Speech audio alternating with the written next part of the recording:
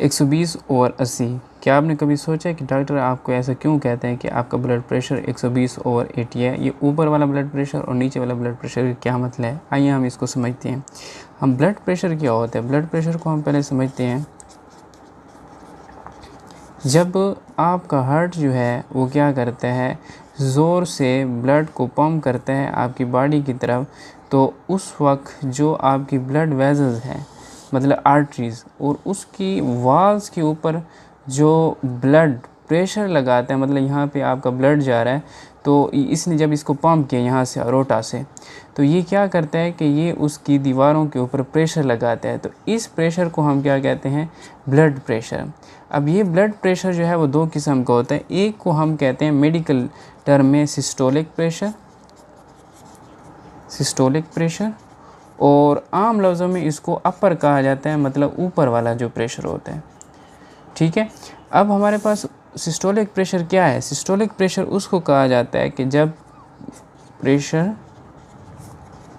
When heart कंट्रैक्ट्स, मतलब कि जब आपका हार्ट जो है वो कंट्रैक्ट करता है, उस वक्त जो आपका प्रेशर होता है जो आर्टरीज़ के ऊपर पड़ता है, उसको हम कहते हैं कि वो सिस्टोलिक प्रेशर है या ऊपर वाला प्रेशर है। अब ये जो है वो क्या होता है, नॉर्मली 120 होता है, ठीक है, mm ऑफ मरकरी। ठीक है। अब हमारे पास क्या होता है, जो नीचे वाला होता है दूसरे को, इसको मेडिकल टर्म में डायस्टोलिक कहा जाता है, डायस्टोलिक प्रेशर, या हम इसको लोअर नंबर भी कहते हैं, मतलब जो नीचे वाला होता है। ठीक है। अब ये क्या होता है, जब हार्ट कंट्रैक्ट करता है उसके बाद वो क्या करता है, कंट्रैक्शन के बाद वो रिलैक्स करता है। रिलैक्स क्यों करता है? ताकि उसके अंदर जो है वो ब्लड फील हो, फिर से वो उसको पंप करें। तो जो जब हार्ट रिलैक्स करता है, और उस वक्त जो आपकी ब्लड वेसल्स के अंदर जो हार्ट का ब्लड का प्रेशर होता है, मतलब उस वक्त जो फ्लो कर रहा होता है, और वो जो उस वक्त प्रेशर डाल रहा होता है, उस वक्त का जो प्रेशर है उसको हम क्या कहते हैं? Diastolic pressure. और ये प्रेशर जो है वो नॉर्मली क्या होता है,